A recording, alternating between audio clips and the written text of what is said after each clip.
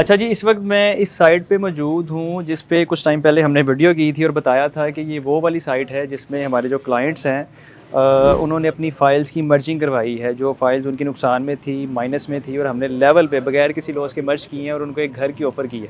तो अल्हम्दुलिल्लाह जी, ये घर इस वक़्त आपको नज़र आ रहा होगा। कुछ लोगों ने कमेंट किया था कि जब ये ऑन ग्राउंड हो जाएगा, शायद उन्होंने तंज़िया कहा था कि ये ऑन ग्राउंड पता नहीं आएगा या नहीं होगा, इसमें कोई रियलिटी है या नहीं है, इसमें कोई हकीकत है या नहीं है। तो अल्हम्दुलिल्लाह ये हकीकत है, ये रियलिटी है। लोग अपनी फाइल्स मर्ज करवा के, एडजस्ट करवा के प्रॉपर ऑन ग्राउंड घर का अपना ख्वाब पूरा कर रहे हैं और ये हकीकत आपके सामने है।